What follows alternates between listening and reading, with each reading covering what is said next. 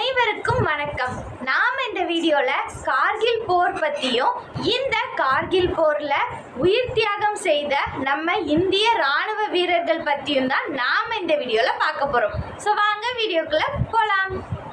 இந்த கார்கில் போரை பத்தி சுருக்கமா சொல்லணும் அப்படின்னா 1999ஆம் ஆண்டுல லடாக் அப்படிங்கிற பகுதியில உள்ள கார்கில் அப்படிங்கிற இடத்துல இந்தியாவுக்கும் பாகிஸ்தானுக்கும் இடையே 60 நாட்கள் யுத்தம் நடந்தது.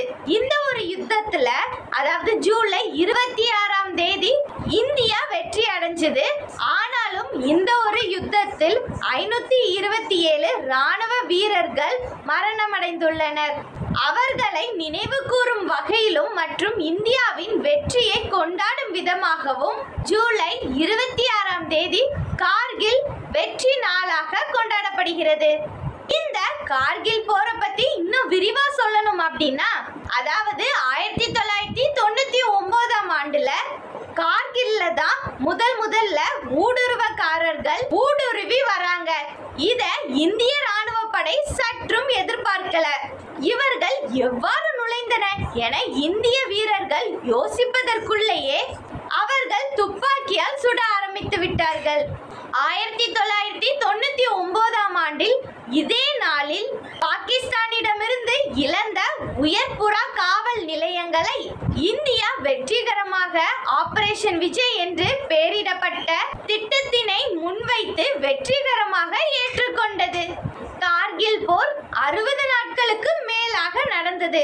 ஜூலை 26ஆம் தேதி இந்தியா வெற்றி பெற்று போர் முடிவுக்கு வந்தாலும் இரு தரப்பிலும் உயிர் சேதங்கள் அதிகமாக இருந்தது. முன்னர் வைத்திருந்த அனைத்து பிரதேசங்களிலும் இந்தியா தன்னுடைய கட்டுப்பாட்டுகளை கொண்டு வந்த பின்னரே போர் முடிவுக்கு வந்தது. இந்த வகையில் பழைய நிலையை மீண்டும் நிலைநிறுத்தியது.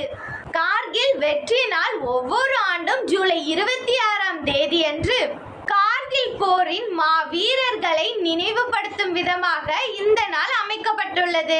இந்த நாள் கார்கில் டிராஸ் துறையிலும் தேசிய தலைநகரமான புதுடெல்லியிலும் கொண்டாடப்படுகிறது. அங்கு ஒவ்வொரு ஆண்டும் இந்திய பிரதமர் இந்தியா வாயிலில் உள்ள அமர் ஜவான் ஜோதியில் வீரர்களுக்கு மரியாதை செலுத்துவார்.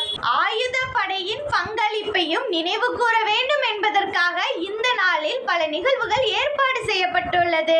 நமக்காக உயிர் தியாகம் செய்த இந்திய ராணுவ வீரர்களுக்கு அவர்களை நாம் என்றும் நினைவில் கொள்வோம்.